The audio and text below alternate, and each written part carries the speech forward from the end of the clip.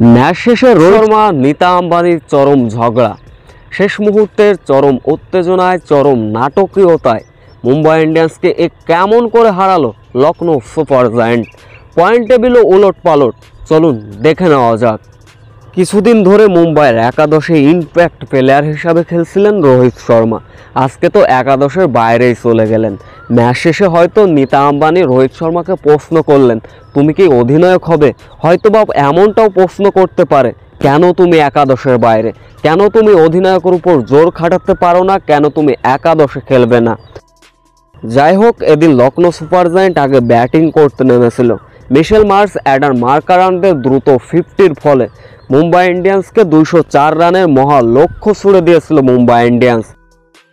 বড় লক্ষ্য তাড়া করতে নেমে শুরুতে উইলো জ্যাক, রিকেলটনরা দ্রুত যখন সাজঘরে ফিরলেন, নামান এবং সূর্যকুমার যাদব রীতিমতো ব্যাটিং তাণ্ডব চালালেন, যার ফলে মাত্র 10 ওভারে 100 রান পার করে ফেলেছিল মুম্বাই ইন্ডিয়ান্স। তবে নামান দাহার মাত্র 24 বলে 46 রানে সাজঘরে ফিরলেন। এরপরে সূর্যকুমার যাদব 43 বলে 67 রানের দুর্দান্ত ইনিংস খেললেন, যার ফলে ম্যাচ চলে যায় শেষ মুহূর্তের নাটকীয়তায়। 3 ওভারে প্রয়োজন ছিল 43 রান। সেইখানে তিলক বর্মন দুর্দান্ত ব্যাটিং করতেছিলেন, কিন্তু রিটায়ার্ড হার্ট হয়ে সাজঘরে ফিরলেন। এরপরে হার্দিক পান্ডিয়া ব্যাট হাতে তাণ্ডব চালালেও শেষ রক্ষা হয়নি মুম্বাই ইন্ডিয়ান্সের। শেষ ওভারে জয়ের জন্য প্রয়োজন ছিল 26 রান।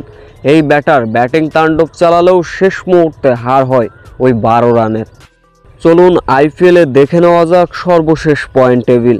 সমান পয়েন্ট নিয়ে 1-এ অবস্থান পাঞ্জাব কিংস, 2-এ অবস্থান দিল্লি ক্যাপিটালস, 3য় স্থানে রয়্যাল চ্যালেঞ্জার বেঙ্গালুরু, 4র্থ অবস্থান গুজরাট টাইটান্স, 5-এ অবস্থান কেকেআর, 6-এ অবস্থান লখনৌ সুপার জায়ান্ট।